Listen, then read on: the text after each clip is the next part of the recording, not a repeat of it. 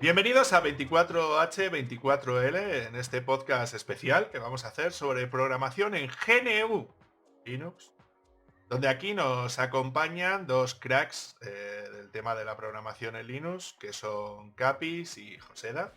Entonces vamos a empezar un poquito por presentarnos cada uno de nosotros, ¿vale?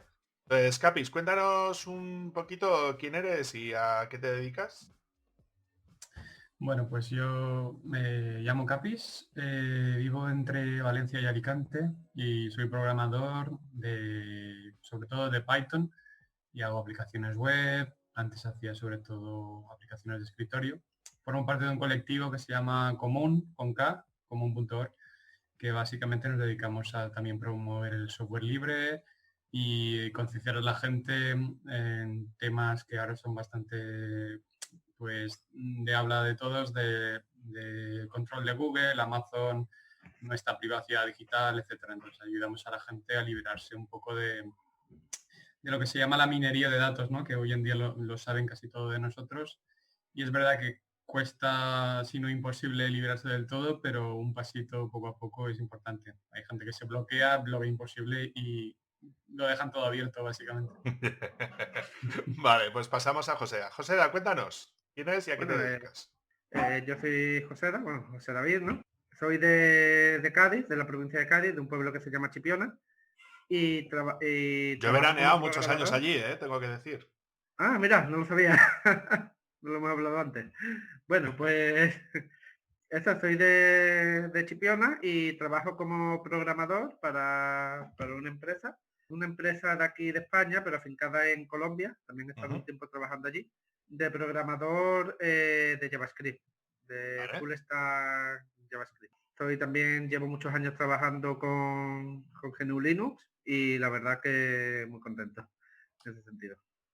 Vale, y a mí ya me conocéis, soy David Vaquero, colaboro en distintos medios, ¿no? Pero vamos a hacer una serie de preguntas para que la gente sepa que en Linux también se puede programar y también se pueden hacer cositas, ¿no? Entonces, vamos a empezar con la primera pregunta de todas dentro de nosotros, que la pregunta sería, pues eso, ¿por qué utilizáis GNU Linux? Vamos a empezar contigo, Capis.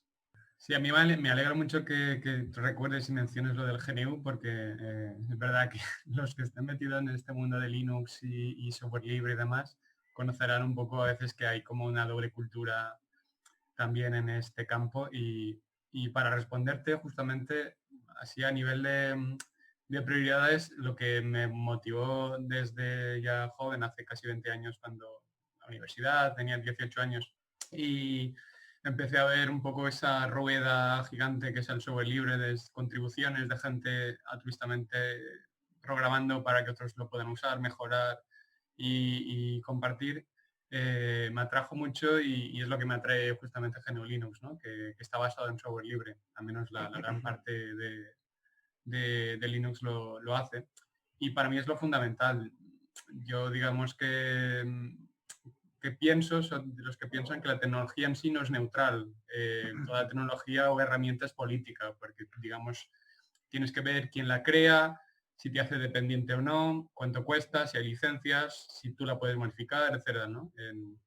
Entonces la tecnología hay que conocerla, y poder compartirla, ¿no? Poder mejorarla, poder saber qué hay detrás.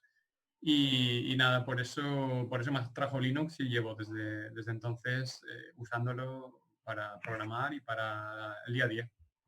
¿Vale? ¿Y tú, Joseda? Bueno, Sí, pues ¿por qué usas GNU Linux? ¿Y por qué es importante eso de GNU? Si nos puedes contar, sí. ya hacemos el...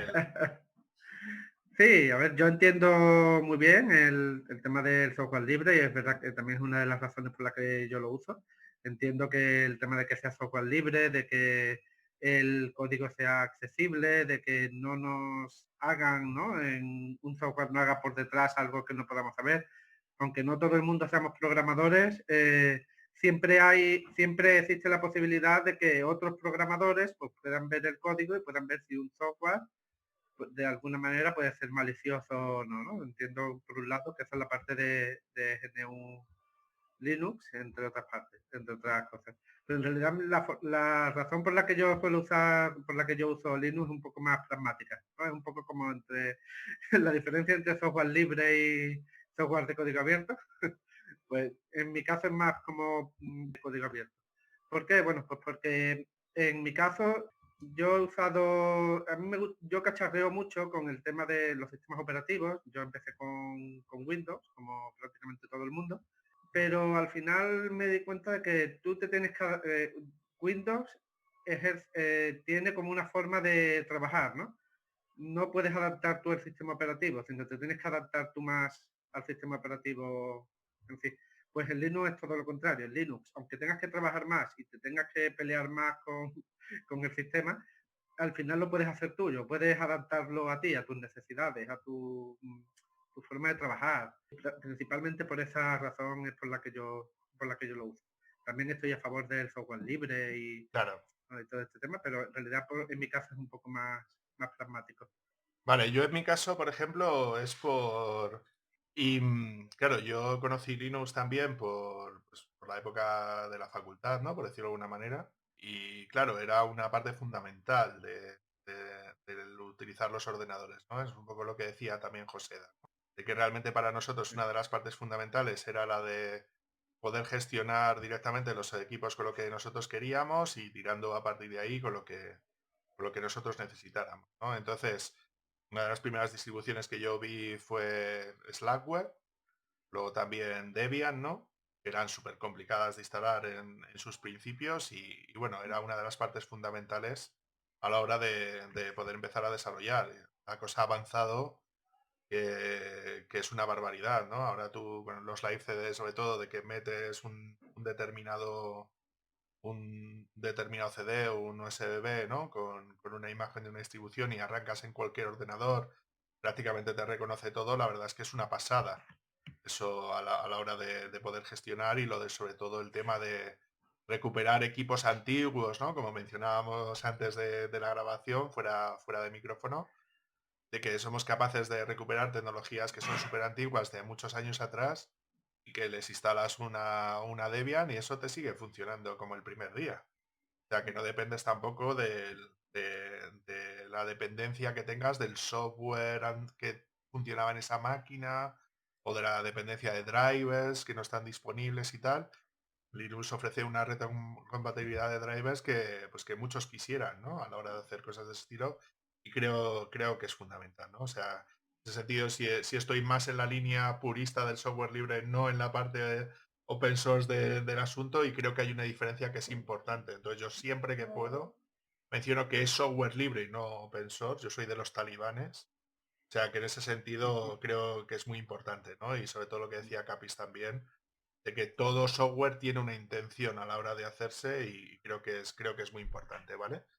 Entonces vamos a empezar con nuestra experiencia a la hora de programar con Linux, ¿no? Entonces vamos a empezar contigo, Capis. Cuéntanos un poquito cuál es la experiencia tuya a la hora de trabajar con Linux. Luego ya veremos ventajas o por qué utilizar Linux, pero bueno, ¿cuál es tu experiencia con Linux? ¿Cuánto tiempo llevas trabajando con ello a la hora de programar?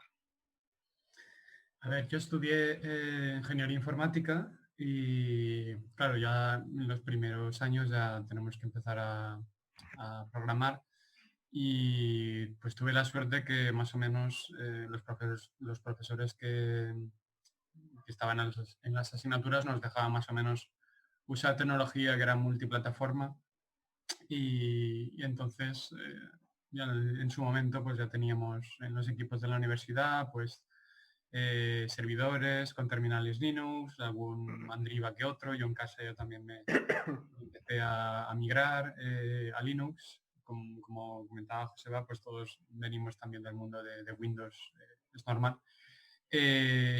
Y nada, poco a poco en la universidad te enseñan Java, PHP, C, C++, etcétera. Pero ya por mi cuenta pues fui aprendiendo Python, que también es un lenguaje que después en los años se ha ido popularizando muchísimo porque es bastante versátil, bastante fácil, tiene librerías para todo, para enviar un cohete a la luna como para programar microprocesadores, etcétera, etcétera, etcétera. Y la verdad es que me siento bastante cómodo con Linux, ¿no? Para trabajar con eso. Es verdad que lo que mencionabas tú antes, que se me ha pasado a decir, que es verdad que con Linux aprovechas mucho mejor el hardware en máquinas, en ordenadores, en portátiles que sean bastante antiguos. Y como nos pasa mucho a los informáticos, normalmente los que igual no necesitamos una tecnología muy puntera, porque igual con programar así nos sobra cualquier editor de texto, pues aprovechamos los ordenadores que igual la familia nos va dejando, porque igual ellos sí que o quieren jugar o quieren hacer cosas con vídeo, lo que sea. Entonces, es verdad que con Linux se reciclan los ordenadores súper bien y pues, ayudan a esa cosa que es la obsolescencia programada, ¿no? Que tienen muchos ordenadores que enseguida ya no funcionan. Entonces, que nosotros tenemos paciencia, pues es verdad que con Linux lo podemos aprovechar bastante bien. Vale, y tú, Joseda, ¿qué experiencia tienes a la hora de programar con Linux?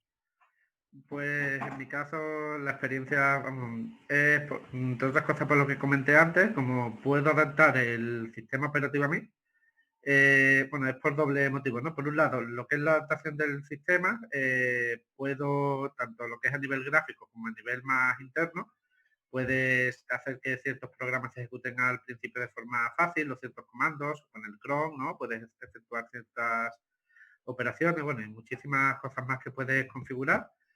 Al final hace que sea mucho más productivo en este sistema que en otros, como Windows. Yo empecé a programar en Windows cuando empecé a estudiar sobre programación y ya cuando descubrí Linux se me abrió una ventana increíble. La verdad que se nota muchísimo y nada. Y otra razón también que me hace mucho más productivo, la otra razón es la terminal.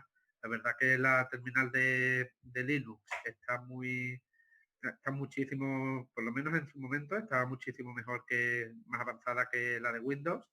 Y, y me di cuenta de que todas las herramientas tipo CLI, ¿no? Que se llaman CLI, Command Line Interface, que son las de interfaz de línea de comandos para el terminal de Linux, hace que son mucho más productivas normalmente y mucho más rápidas de usar que cualquier otra que de forma gráfica, ¿no? Vamos, yo tengo la experiencia de que intenté volver a Windows después de usar Linux, no intentar volver, sino probarlo, ¿no? En Dual Boot y y lo que me ocurrió fue que nada más tener que instalar aplicaciones para empezar a usar el sistema operativo, eso de buscar el exe, abrirlo, siguiente, se me hizo pero muy pesado. Y al final terminé desinstalando Windows otra vez, quedarme solo con Linux y prácticamente por eso. A mí me ha pasado también algo parecido porque, claro, yo no venía ni siquiera de Windows, yo venía de MS2, de aquellos gráficos tiempos perfectos, ¿verdad? Donde tenías los comandos y tal, donde los ficheros solamente podían tener 8 letras de nombre y 3 de extensión, ¿verdad? Entonces, eso de poder saltar un sistema operativo que no tenía por qué tener los ficheros ningún tipo de extensión, que las extensiones podían ser HTML con las 4 letras en vez de .htm, que era lo único que te dejaba FAT32 a la hora de colocar ese tipo de cosas, la verdad es que decías tú, esto es un puto paso atrás. De hecho, me parece súper gracioso también que la única manera que han tenido en Windows de poder seguir siendo utilizado como mecanismo para poder programar es cuando le meten la terminal de Linux dentro del propio Windows para que la puedes usar. Eso es el WSDL, que es básicamente un Linux al mismo nivel que un Windows, que dices tú, pues para ese nivel, pues coño, pues quita el puto Windows y déjame un Linux y ya está, ¿no? Porque si encima para poder trabajar tengo que tener un Linux y el Windows a la vez, es como decía mi abuela, un desperdicio de recursos a la hora de hacer cosas de ese estilo. O sea que en ese sentido a mí me parece que es una mejora bastante grande, ¿no? Entonces, claro, utilizar, o sea, mi experiencia a la hora de utilizar Linux básicamente ha sido, pues eso, porque la mayor parte de las herramientas que yo necesitaba estaban en Linux, yo no quería tocar un Windows ni con un palo, ¿sabes? Porque básicamente Visual Studio me daba mucho asco solo de verlo y al fin y al cabo yo lo que necesitaba era herramientas que me funcionaran bien y que fuera lo más parecido al servidor donde finalmente iba a desplegar mis aplicaciones, y eso la mejor manera es tener el mismo Linux que tienes aquí y allí, ¿no? Que últimamente se está Totalmente. convirtiendo en hola Docker, ¿qué tal? ¿Cómo estás? ¿Sabes? Que es como ejecutarlo en local, ¿no? Y claro, mi experiencia trabajando en Linux ha sido pues eso, trabajar primero en PHP, luego trabajar con entornos Java, es decir, para poder compilar Java, ya que podías disponer de las herramientas de compilación de Java para Linux, han estado disponibles prácticamente casi desde el principio, ¿sabes? Cuando sacaron eso de mono, me parecía una puta aberración, ¿no? Pero bueno, yo entiendo que haya gente que tenga aplicaciones desarrolladas en .NET y que quiera que eso funcione en Linux, pero yo les diría no utilices .NET, ¿sabes? Eso para empezar, ¿no? Que si lo que quieres es que se ejecute y directamente en la nube, chico, pues utiliza un lenguaje que usan todo el mundo y no César, ¿no? Entonces, para mí eso, y de ahí pasé al tema de frontend y al tema de la web y otra vez 3/4 de lo mismo. La mayor parte de las herramientas de desarrollo que necesitas estaban disponibles como CLIs, como decía antes José Eda. Entonces, si tú quieres desarrollar en Angular, necesitas un CLI. ¿Qué vas a instalar en CLI? ¿En un Windows con NPM que los archivos pequeños los maneja como el culo? No, chico, hay que utilizar cosas con sistemas de ficheros que funcionan bien con ficheros chiquititos, que para eso está hecho Unix en general y GNU Linux en concreto. Vale, entonces, vamos a la siguiente pregunta, que esta ya empieza a ser más interesante, porque aquí parece que estamos hablando de... Hola, abuelo Cebolleta, ¿qué tal en tu época? Bien, estupendo, bien.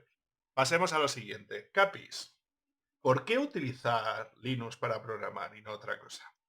Básicamente porque Linux para 90% de las cosas. Luego, si quieres, ya te comento en qué casos igual estoy forzado a usar Windows o otras cosas, pero básicamente porque mi día a día es con Linux. Entonces, aparte de que lo que he comentado, pues trabajar con Python, pues las librerías de Python son bastante fáciles de instalar con la terminal de Linux.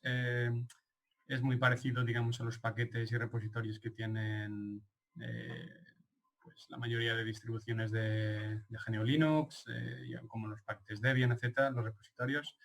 Es bastante eficiente, son descentralizados, o sea que tampoco dependo de un servidor central para yo poder programar.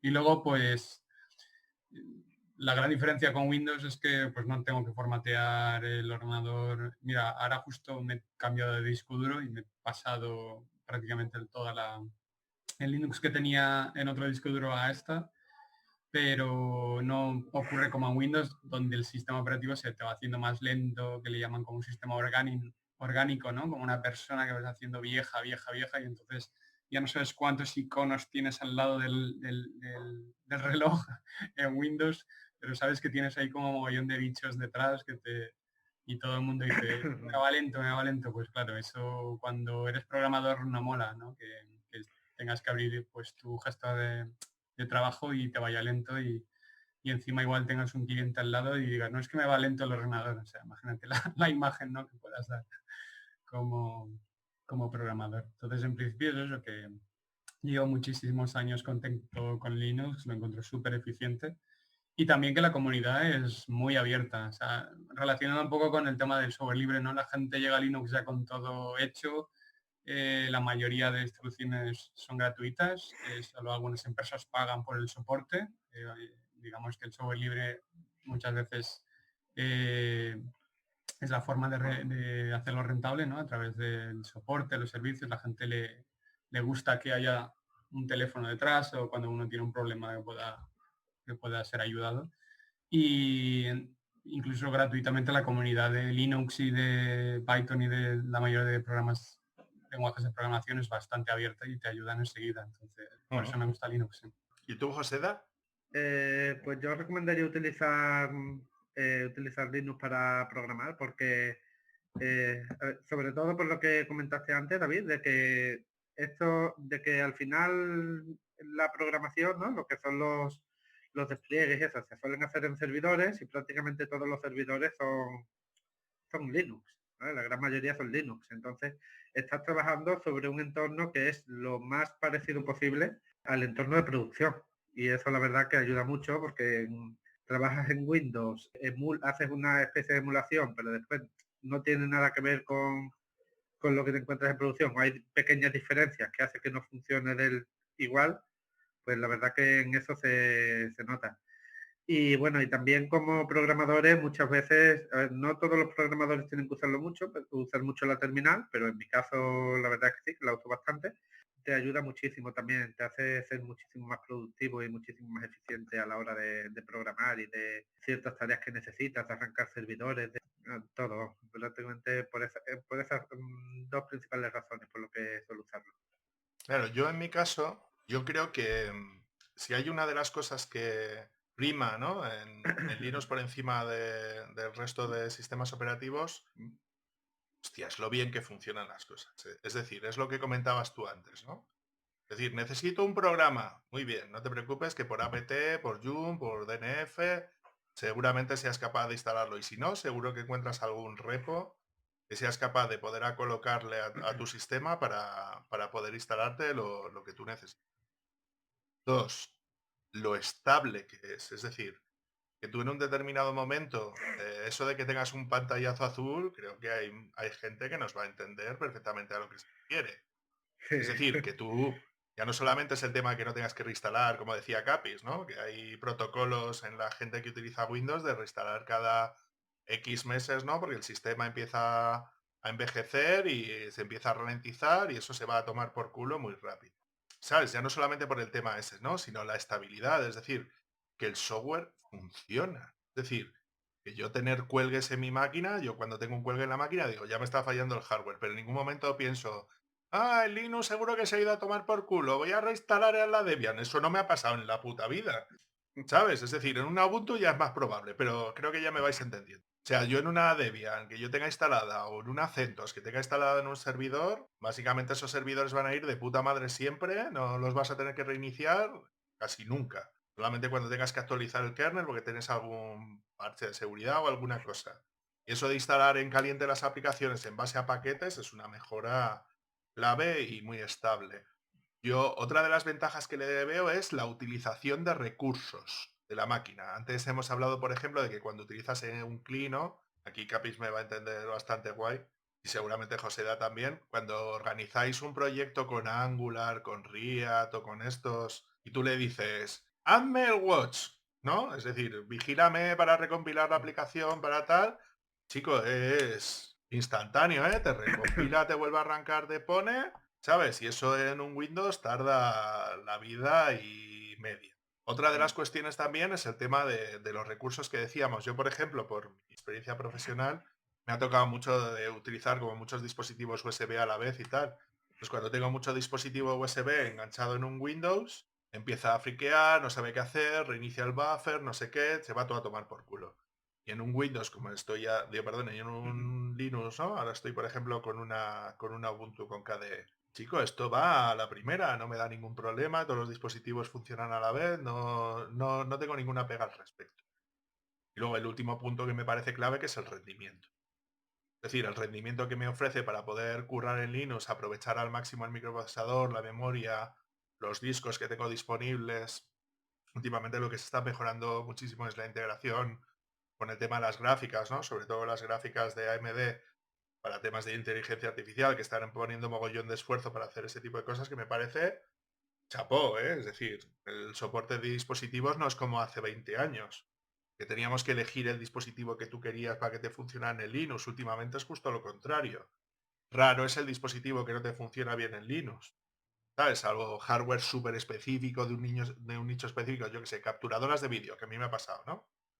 ¿Sabes? Quitando ese nicho. Y en cuanto escoges una tecnología que es medianamente estándar, funciona a la primera y sin ningún tipo de problema, sin meter un puto driver, enchufas y simplemente ¡pac! Funciona. Entonces a mí eso la verdad es que me parece espectacular, ¿no? Entonces vamos a pasar a la siguiente pregunta, si os parece bien, ¿no? ¿Qué ventajas y desventajas veis que habéis encontrado con Linux y sobre todo cómo ha ido evolucionando a lo largo del tiempo? Empezamos ahora por ti, Joseda, para cambiar un poquito el rollo. Ventajas, bueno, las que comenté antes, de que el entorno es un entorno muy similar al de producción, entonces al hacer el despliegue, pues prácticamente no vas a tener problemas. Bueno, y todo lo que comenté también de adaptar el sistema a ti, a tus necesidades, tu productividad, Sí, bueno, la terminal prácticamente, eso, bueno, las ventajas es prácticamente lo mismo que he estado comentando antes. Desventajas, bueno, pues hay cierto, como programadores, pues muchas veces tenemos que hacer software, ¿no? Para ciertos sistemas que funcionen en ciertos sistemas que no funcionan en Linux, ¿vale? Ejemplo, el antiguo Internet Explorer, Safari o el Edge, ¿no? de Windows ahora. Si quieres hacer que una página web se vea exactamente igual o funcione exactamente igual que en los otros navegadores que ya tenemos, que sí se pueden usar en Linux, como Chrome, Chromium, Firefox, es prácticamente imposible verlo. Tienes que hacer una virtualización con Wine o algo así y aún así tampoco queda exactamente igual. ¿Vale? O en mi caso yo trabajo con React Native también, es uno de los frameworks o librerías que utilizo para trabajar, para hacer aplicaciones móviles. Entonces, si tengo que utilizar una React Native, te permite tanto crear aplicaciones para Android como para iOS.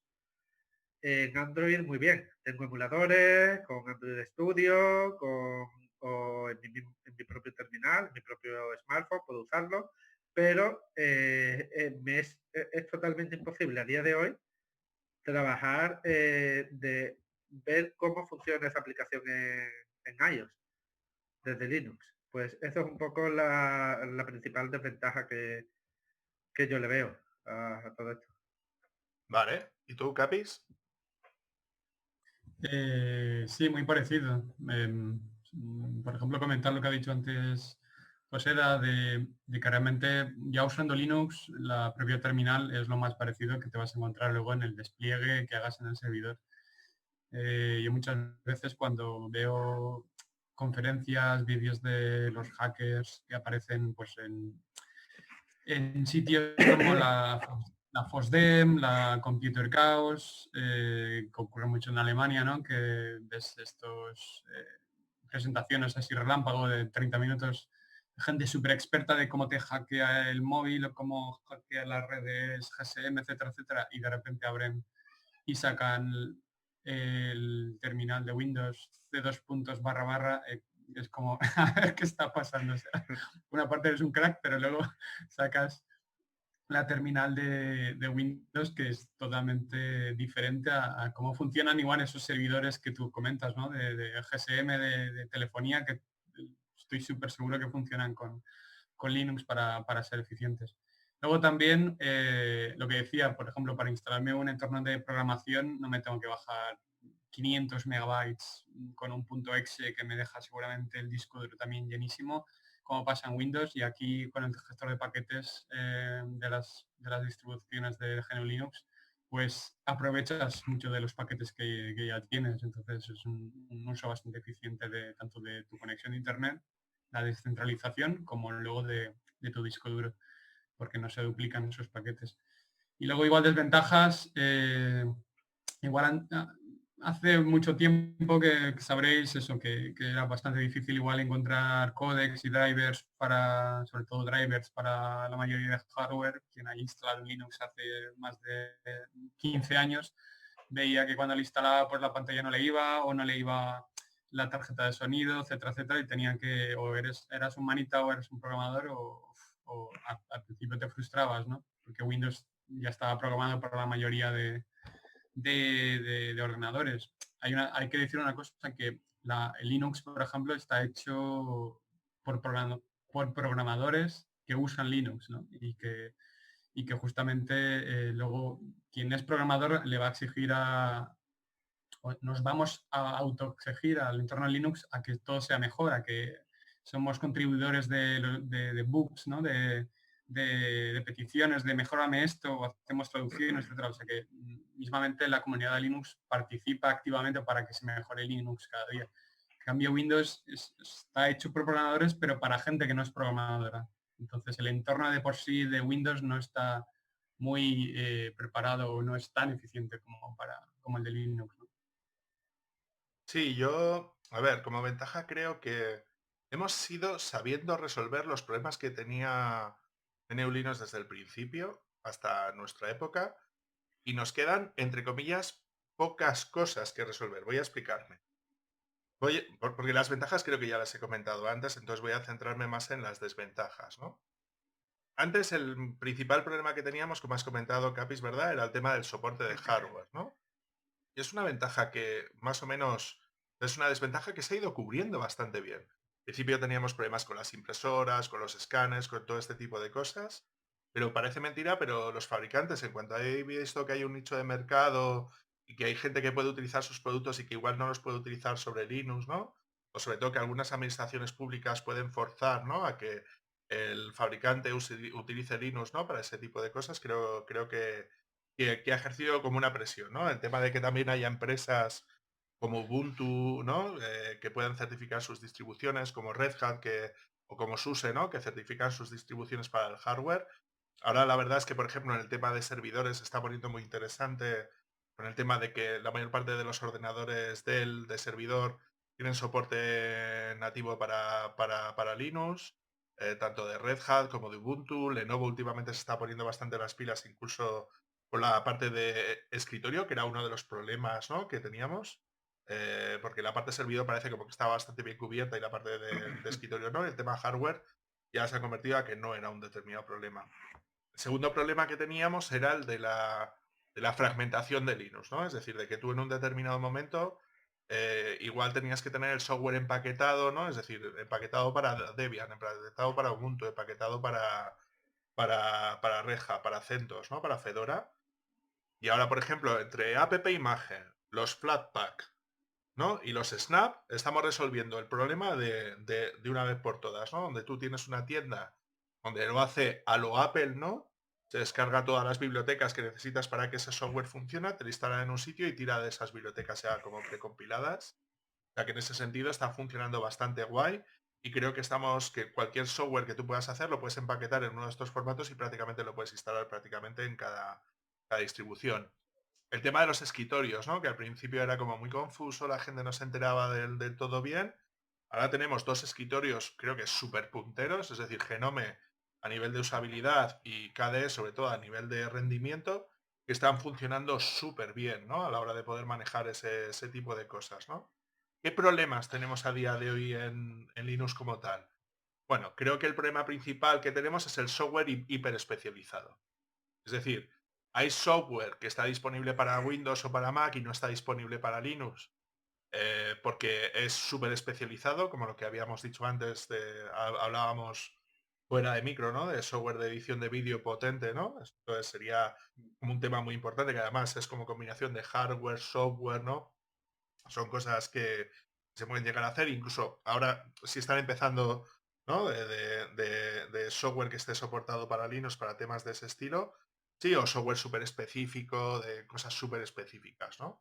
Pero lo que es el software que la mayor parte de la gente utiliza, que suele ser el correo electrónico, yo que sé, WhatsApp tiene una versión web que puedes utilizar desde Linux, Telegram evidentemente tiene un cliente para Linux que puedes utilizar, el navegador lo puedes utilizar, tiene suite ofimática.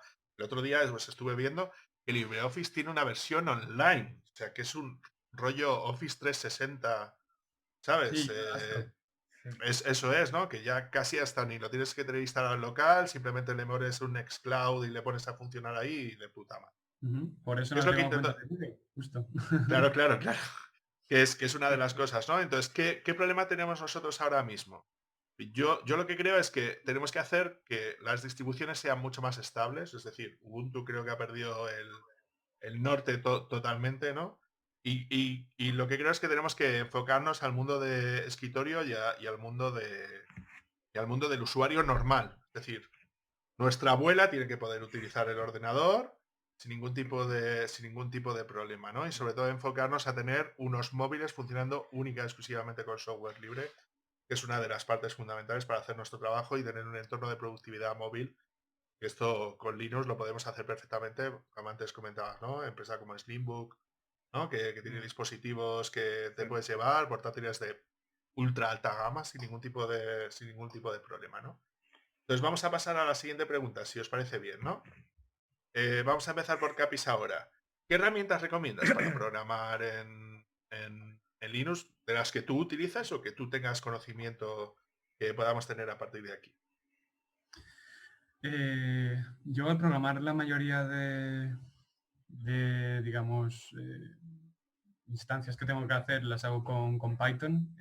Pues utilizo Atom, ¿vale? Que es un editor de programación, un entorno de programación bastante completo. Creo que está hecho por GitHub, que, bueno, ha sido comprado, no sé si en parte también por Microsoft. Entonces, No, por eso en parte no, ha sido comprado por Microsoft. completamente, ¿no? Completo.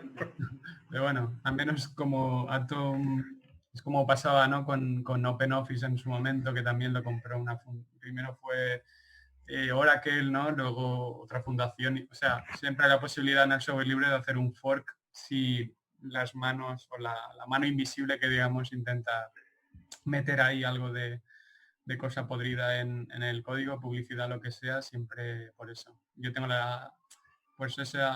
no tengo ese estrés de decir, joder, me van a controlar de por vida si uso Atom. Si yo sé que la comunidad, la mínima que haya algo que no le mole, pues van a hacer un fork, que seguramente ya hay varios forks de Atoms hechos. Antes usaba también Visual Studio, que este sí que era 100% de Microsoft, pero bueno, es software libre. Y nada, a veces, como la mayoría de programadores que hacemos web apps, tenemos que usar el navegador, Chrome, Firefox, con todos los plugins posibles para el tema del CSS, como comentaba José antes, a ver cómo se ve, por qué no se ve aquí en tal, en el móvil, etcétera. La verdad es que el tema de la visualización web se ha vuelto como una rama súper larga, casi hay gente especializada simplemente en CSS, a ver cómo se ve esto en todos los dispositivos. Y esas son las herramientas, bueno, y aparte mucha terminal y mucho Linux. Sí, la verdad es que para todo este tipo de cosas son de mogollón de temas, ¿no? A la hora de poder hacer, dependiendo dónde estés especializado. ¿Y tú, José, qué herramientas nos puedes recomendar para programar en Linux también? Bueno, pues yo como editor uso Visual Studio Code, ¿vale? Ujú. Este es el que habéis hablado.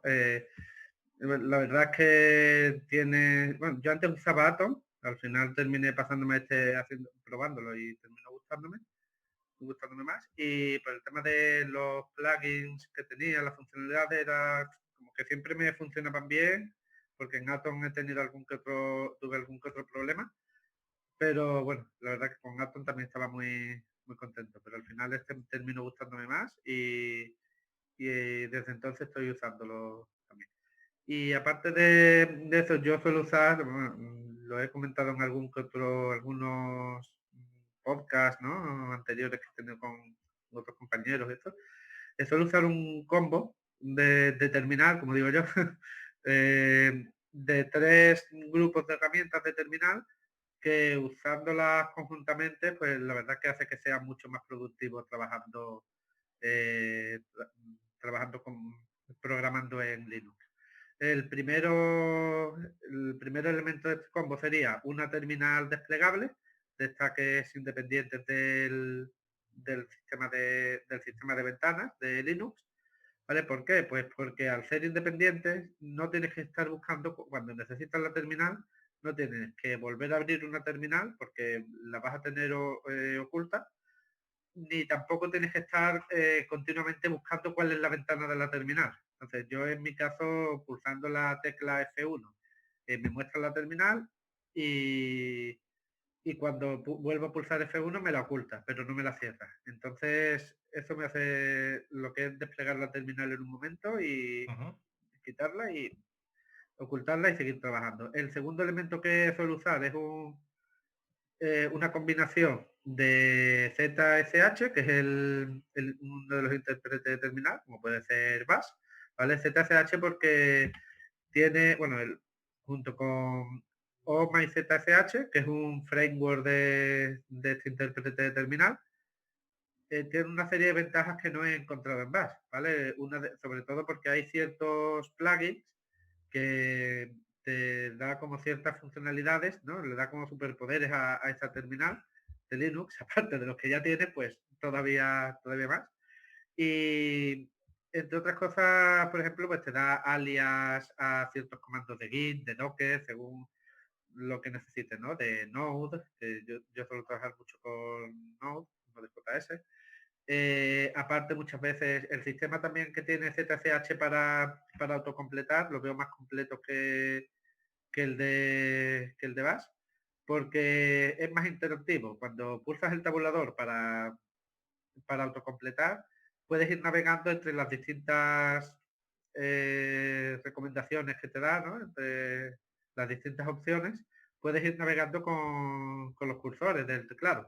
Entonces resulta mucho más cómodo y aparte, ya potenciado con OMA y ZCH, pues ciertos plugins te dan en este autocompletado una información extra o una descripción de cada uno de los comandos. Entonces, como si estuvieras viendo en tiempo real, según lo que necesites, estás viendo cuál es la documentación de lo que necesitas, de lo que vas a usar. Y bueno, ya como tercer elemento suelo usar Temux, que es un sistema de terminal también, pero que de multiplexación de terminal, por llamarlo de alguna forma, que te crea como unas secciones de terminal en las que tú puedes tener tus propias pestañas, varias pestañas de terminal. En cada pestaña puedes tener varias terminales divididas y con Temuxinator, ¿no? Que es un framework, un sistema de plantillas, de templates para Temux, pues puede ejecutar, puedo crear como tener una plantilla de una serie de pestañas de terminal con una configuración en la que en cada pestaña tenga una serie de terminales y en cada una de esas terminales pues puedes decir que cuando inicies ese template ejecutes un comando en cada una de esas terminales. Entonces, si en mi caso, por ejemplo, en el trabajo, yo tengo que ejecutar varios servidores, en algunos casos necesito algunas terminales limpias para trabajar, aparte de la ejecución del servidor. Una es un servidor, en otra es un cliente de móvil, en otra es un cliente web. Entonces, para no tener que estar continuamente abriendo todo eso, de una forma muy sencilla, puedo ejecutar todo el sistema con un solo comando y ir navegando entre las distintas pestañas, las distintas terminales y al final es muy, muy productivo. Y todo esto, con esas tres herramientas, ese combo, me va bastante bien. No, lo recomiendo que lo probéis si tenéis oportunidad. Vale, perfecto. Vale, pues yo por mi lado, la verdad es que soy un puto friki de Docker en general. Entonces, claro, todo aquello que tenga que ver con ese tipo de cosas, la verdad es que como que lo he hecho bastante en falta y creo que es fundamental. Entonces, para mí la utilización pues, de Docker es súper importante porque me permite básicamente poder disponer pues, de cualquier tipo de herramienta puesta en funcionamiento dentro de mi ordenador para bajarme esa imagen que tengo de Docker y poner en marcha, yo que sé, un WordPress, puedo poner en marcha un servidor súper complicado de inteligencia artificial en la nube, ¿sabes? Simplemente ejecutando un comandito, un Docker Compose, la verdad es que llego, lo arranco y para mí la verdad es que es súper, súper, súper importante, ¿no? Que me permite llegar a automatizar todo este tipo de tareas, ¿no? Luego, otra de las herramientas que para mí son muy importantes para poder trabajar y que creo que se han convertido en una de las herramientas fundamentales para cualquier desarrollador, creo que es Node.js, ¿no? Es decir, Node.js nos ha proveído de un par de herramientas fundamentales para poder trabajar. Uno, lo de poder arrancar un servidor web, ¿no? Donde tú le metes un código y él te va a arrancar perfecto. Y luego, lo cual me parece otra de las aportaciones bestiales, que es el uso de NPM, ¿no? Porque NPM para nosotros, para los programadores, se ha convertido a efectos prácticos en una manera a través de la cual pues, de poder gestionar todo aquello que nosotros necesitamos, que es el empaquetado de las aplicaciones para lo que nosotros necesitamos, ¿no? Que es que básicamente tú necesitas un clip, pues te lo bajas. Necesitas una biblioteca de JavaScript, te la bajas desde ahí, ¿no? Entonces, la verdad es que me parece genial y creo que es una de las herramientas cruciales para poder manejar, ¿no? Luego, para nosotros, por ejemplo, una de las cuestiones más importantes es el tema cómo manejo los contenedores Docker, ¿no? Y qué es lo que soy capaz yo de hacer, ¿no? Entonces, para esto nosotros lo que solemos utilizar últimamente es un software que no sé si lo conocéis, que se llama Portainer, ¿vale? Que es un software que lo que te permite hacer a efectos prácticos es la posibilidad de poder gestionar mediante una aplicación web el hecho de poder disponer de saber todas las imágenes que tienes descargadas en tu máquina, los volúmenes, los contenedores que están en marcha, ver los logs, arrancar y parar. Si tienes un Docker Compose se lo puedes meter automáticamente y te lo arranca, y a mí me parece que es una barbaridad, ¿no? Y luego, evidentemente, pues como todo el mundo, el tema correspondiente de los navegadores, ¿no? Donde aquí, evidentemente, creo que Firefox y Chromium se han convertido en herramientas fundamentales para poder manejar, y creo que en ese sentido la verdad es que es súper útil, ¿no? Otra de las herramientas que yo utilizo últimamente para poder trabajar, porque yo me dedico a temas de formación, ¿no? Y es por lo que realmente cuando quiero enseñar ese tipo de cosas, para mí es fundamental el tener acceso prácticamente desde cualquier sitio a la hora pues de poder acceder desde de un café de manera segura a la hora de acceder a lo que son los datos, los servidores, o sea, pues de crear prácticamente lo que sería un acceso a Internet, pero de manera más o menos segura. Entonces yo lo que utilizo últimamente es un software de una empresa que se llama Private Internet Access, que es el que me permite tener conexión a una VPN. Últimamente me ha pasado una cosa curiosísima, y es que tenía que acceder a un servidor, tenía problemas de autenticación y no me dejaba entrar porque me estaba capando el fail to ban la dirección IP a la hora de entrar, y no me dejaba entrar a la página web. Pues muy sencillo, me abrí la VPN, dijo, estoy en Washington DC. Y me dijo, o sea que no eres el de antes, te dejo entrar, no te preocupes, no tienes ningún problema. O sea que sin ningún tipo de problema y tal. Y esta VPN la verdad es que me gusta mucho y que no me pagan, ¿eh? O sea, que está bastante bien, y suelo utilizarla mucho, y sobre todo porque tengo que ir a aulas a dar clase, ¿no? Entonces hay veces que esas aulas están capadas para que no salgas hacia afuera con algún proxy o algo así. Entonces engancho esto y esto es como si estuviera fuera de la red y me redirige todo el tráfico y no tengo ningún tipo de problema. Y luego yo, a la hora de poder trabajar, pues yo utilizo las herramientas mucho pues de JetBrains, ¿no? No sé si conocéis. Entonces utilizo prácticamente todo el set completo. Entonces yo, por ejemplo, me toca programar cosas, por ejemplo, con Java.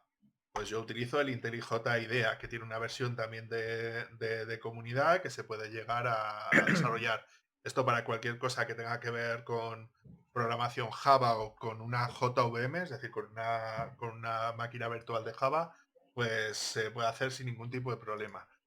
Para aquellos proyectos en los cuales yo tengo que hacer proyecto de PHP, ahora por ejemplo estoy metido en un proyecto que utiliza Drupal, ¿no? Estamos desplegando Drupal en la nube con Docker y con Kubernetes. Pues estoy utilizando el PHP Store para todo aquello que tenga que ver con la integración de PHP y la integración dentro de Docker. Cuando tengo que hacer proyectos de inteligencia artificial o de temas que tengan que ver con programación funcional o temas de ese estilo, yo estoy utilizando mucho PyCharm, porque creo que tiene un nivel bastante bueno de integración con otra herramienta que no sé si conocéis, que es Anaconda, o Conda, ¿no? Que es un software que te permite como gestionar distintos entornos de Python, ¿no?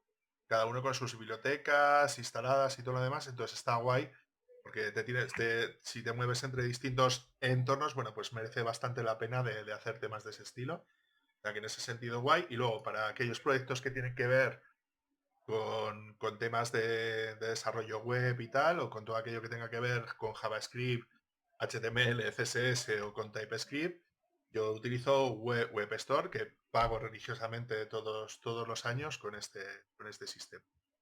Y estas básicamente son las herramientas en las que suelo trabajar. Evidentemente, cuando yo tengo que dar clase para los alumnos, no le digo descárgate el Web Store o descárgate el PHP Store.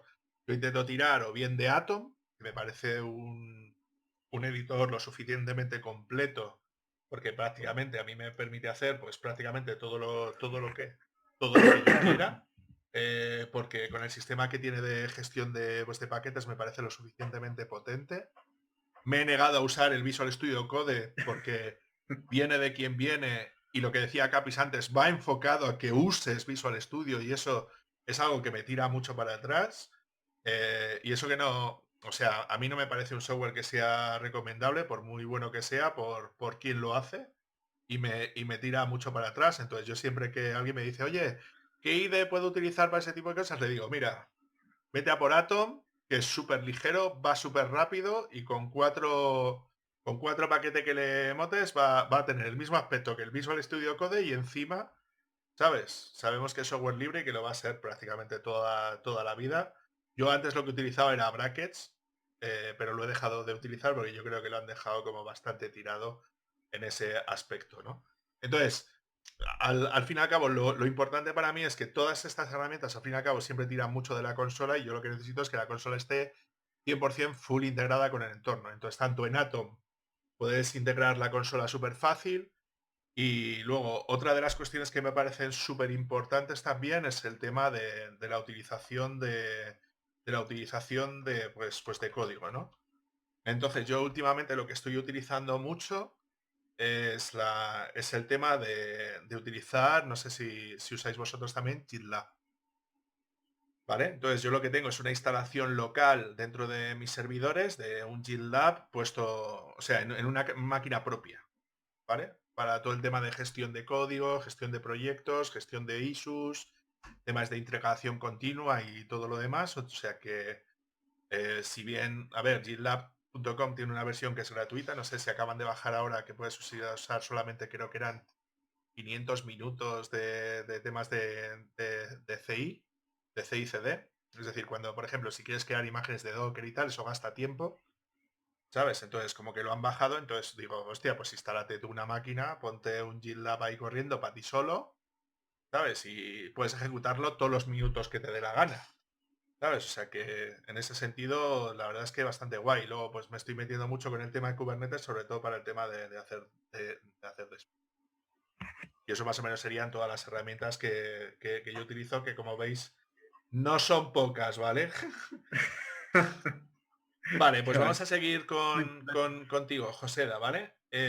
¿Algunas herramientas que a ti te gustaría tener en Linux y que no están?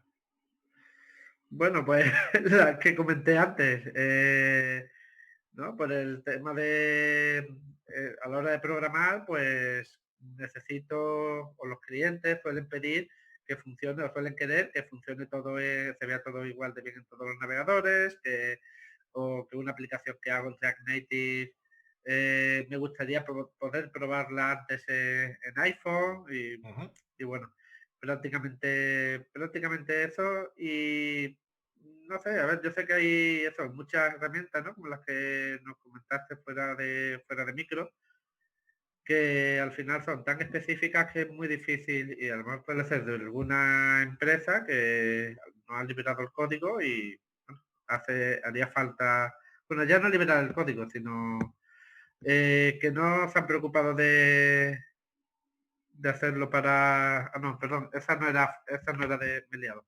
Esa no era, esa está para Linux, ¿no? Ujú. O esa no está para Linux. Vale. La que DaVinci. El DaVinci Resolve sí está para Sí, Linux. esa sí estaba para Linux. Pero Ujú. bueno, habrá muchas otras herramientas muy específicas que no estén, y es eso prácticamente. Pero en mi caso, con que solamente me dejaran probar en distintos navegadores y usarlo para iOS y poder probar en iOS, ya con eso quedaría contento. Vale, pues ahí le tendremos que meter una multita a Apple, ¿no? Para ver si libera la manera de poder ejecutar máquinas virtuales iOS o emuladores iOS Sí, dicen dentro de ahora Linux, ¿no? que sí, dicen ahora que Apple es el nuevo Windows. En este sentido, y la verdad es Yo voy un que, poco más vamos, para suele allá, y ser es que bastante. Google es el nuevo Windows, ¿vale? O sea, que en ese sentido es como bastante peor porque controla Uf, bastante más de nuestra vida que antes. ¿Y tú, eso es Capis? verdad. Sí, yo diría que Google trabaja en otro infierno mucho más elevado, ¿sabes? Es verdad que Apple es el mismo infierno que estaba antes Microsoft, pero Microsoft, no sé si por el cambio también de directriz, presidente, lo que sea, está flirteando últimamente bastante con el open source, como los le llaman, con Linux, etcétera, con los programadores intentan como jugar ese doble juego de también somos cool y hacer parecer. Pero Apple, bueno, es que ni lo he mencionado porque sí que me parece que directamente es su propia secta, trabajan para ellos los usuarios y consumidores de Apple, o sea que eso creo que da para un debate aparte creo que tiene más gente de marketing y abogados que programadores en esa empresa. O sea que, Otra cosa pero no, sí, pero marketing Apple sabe un rato, ¿eh? Sabe un rato. totalmente, por eso digo que tiene más gente de marketing que programadores, sí. Sí, yo cosas que Claro. echaría más en Linux sería, por ejemplo, yo no me voy a referir solamente a programas que me gustaría tener en Linux que hacen cosas, ¿no? Que ya sabéis lo de... A mí lo que me gusta son los programas que hacen programas, ¿no? Entonces, en este caso creo que una de las cosas fundamentales es que me gustaría tener mucho más software libre del que tengo ahora. Es decir, por ejemplo, tener como comentábamos antes, ¿no? Un DaVinci Resolve en software libre para mí sería lo ideal, pero no existe. No es porque no hay un software para Linux, lo hay, pero es privativo. Yo no quiero software privativo para poder trabajar. Yo quiero que todo ese software sea software libre, ¿no? Voy a poner un ejemplo de uso de software y con esto ya vamos terminando. Y no nos queremos pasar de la hora. Que es el caso de Consul, ¿vale? Consul es el software que hizo el Ayuntamiento de Madrid. No sé si conocéis a Pablo Soto, que es informático, que terminó siendo concejal, ¿no? Con Carmena dentro del Ayuntamiento de Madrid, que crearon un software, él y sus asesores, esos de que normalmente es que están puestos a dedo, son palmeros. Bueno, pues contrató a 3 programadores para hacer un software que se llama Consul, ¿no? Donde en 3 meses fueron capaces de hacer un software, estaba hecho en Ruby on Rails para más señas, que era para participación ciudadana. Entonces, han conseguido que con un software que ellos han hecho en el Ayuntamiento de Madrid y ahora está instalado en cientos de ciudades de todo el mundo. ¿Qué quiero decir? Ahora estamos hablando de que queremos ser otro país distinto, menos dependiente del petróleo, menos dependiente pues eso, de las necesidades que hemos tenido en el COVID, ¿no? De las cosas que necesitamos como país para hacer. Pues qué mejor que ser un país puntero en software libre, ¿no? Como lo fuimos en su momento con el caso de Linux y con el caso de Guadalines. Creo que es fundamental que recuperemos ese pulso y creo que es fundamental que hagamos mucho más software libre y que sobre todo soluciones que le vengan bien a los ciudadanos, le vengan bien a los usuarios y nos vengan bien a las personas. Y yo con esto, creo que con este alegato, vamos a ir terminando. Así que nada, muchas gracias a Joseda por haber venido. Unas últimas palabras, por favor. Nada, gracias a vosotros. Vamos, hemos intercambiado muchas ideas y la verdad que salió muy enriquecido de aquí. Espero que todos los que nos ven y nos escuchan hayan disfrutado mucho y hayan aprendido bastante. Y nada, espero que nos veamos en la próxima. De seguro. Capis, tu turno. Exactamente, muchas gracias. Quería aportar a lo que has dicho que ha sido muy importante el tema de la administración pública. Creo que como comunidad tenemos que presionar a saco porque nos la van a seguir colando con el tema de los certificados digitales, que vas a una web y solo funciona con Internet Explorer o con tal. O sea, incluso los propios informáticos solo usan Windows para probar su entorno o justamente les pagan poco y proban poquísimo y luego el problema justamente nos lo tenemos que comer la gente que usemos entre comillas sistemas operativos minoritarios. Entonces siempre que tengamos un problema quejarnos a la administración pública y lo que dices tú, Pablo Soto, exacto, que es una persona que ya viene con el planteamiento de compartir el código, que no es lo que suelen hacer las administraciones públicas, que es no sabemos nada de software libre, contratamos a una empresa privada que nos va a hacer un truño que va a durar las elecciones lo mínimo y luego eso se abandona, se mete en una caja y soltamos el dinero público y ahí se acabó. Pero bueno, me ha encantado compartir el espacio con vosotros, he aprendido también muchísimo y mucha suerte, David, por las siguientes conferencias que tengas y que te voy a seguir en el canal de YouTube. Bueno, pues muchas gracias. Muchas gracias por escucharnos. Con Ya otra sabéis cuenta, no la de Google, claro. Pero otra cuenta. Ya sabéis que nos podéis tener aquí y ya sabéis que tenéis otras 23 charlas, igual de interesantes o más que esta, que os están esperando para animaros a poder utilizar GNU Linux. O sea que, ya sabéis, nos vemos en la siguiente.